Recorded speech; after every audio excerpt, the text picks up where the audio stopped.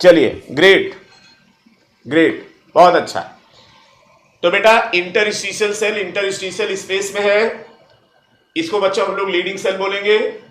Reproductive health बेटा social goal है। Once week बेटा पिल जो है, वंस वीक पिल, ये बेटा सहेली है, सीडीआरआई के द्वारा बनाया गया।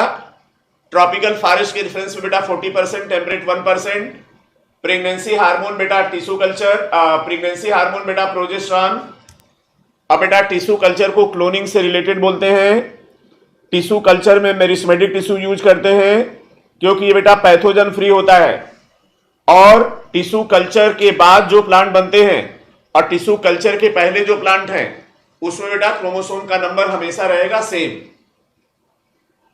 बेटा प्रेगनेंसी के टाइम पर जिन हार्मोन की कंसंट्रेशन बढ़ जाती है उसमें बेटा आपके हैं oestrogen, progesterone, cortisol, prolactin, thyroxine, बेटा ये कई फोल्ड बढ़ जाते हैं।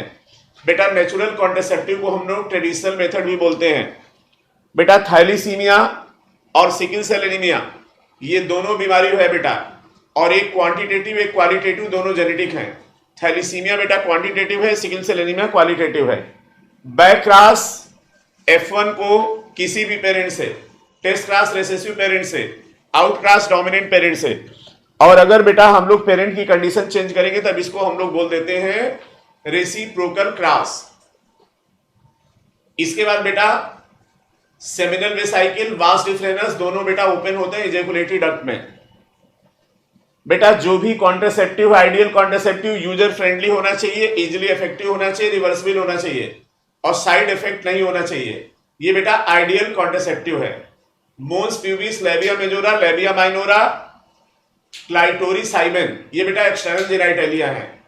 प्रोटीन इनकोडिंग जीन बेटा हेटेरोलॉगस होस्ट पे अपीयर होगा, इसको रिकॉम्बिनेंट प्रोटीन बोलेंगे। इसके बाद बेटा टेलिंग में एडिनाइलेट होता है, 200 to 300 बेस पेयर होते हैं।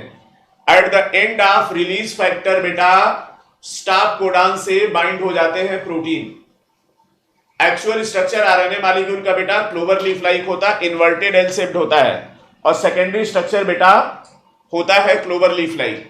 ELSI बेटा एथिकल, लीगल, सोशल इश्यूज, ये एलजीपी से रिलेटेड है।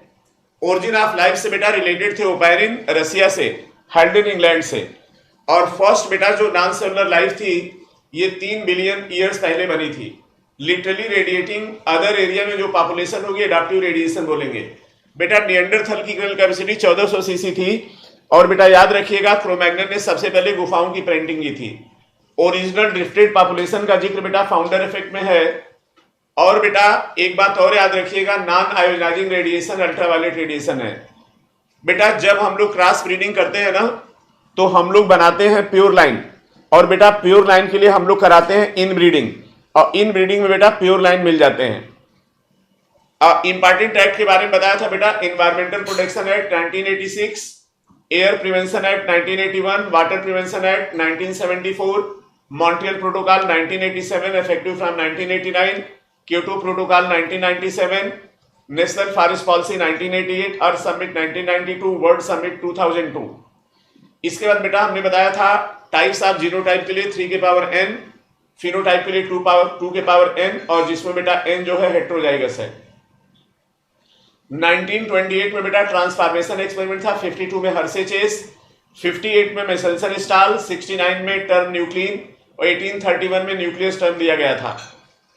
इसके बाद बेटा हमने बताया था एक बात आपको, अगर आपको याद हो, एक सवाल जरा बता दीजिए, डायापास किससे रिलेटेड है? डायापास इज रिलेटेड विद डायापास, DIAPAUSE,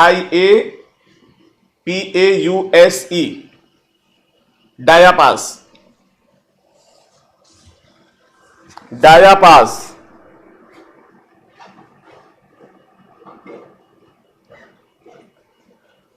बेटा सब कुछ जो एनसीईआरटी में सब कुछ नीट में आ सकता है। हाँ जरा बताओ बेटा ये रिवीजन का रैपिड फायर कैसा लगा इस राउंड का, जरा कमेंट करिए।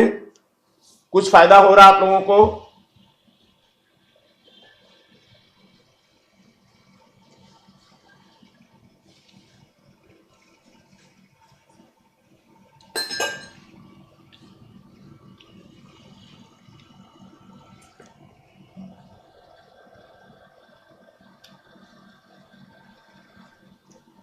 कैसा लगा बेटा ये रैपिड फायर?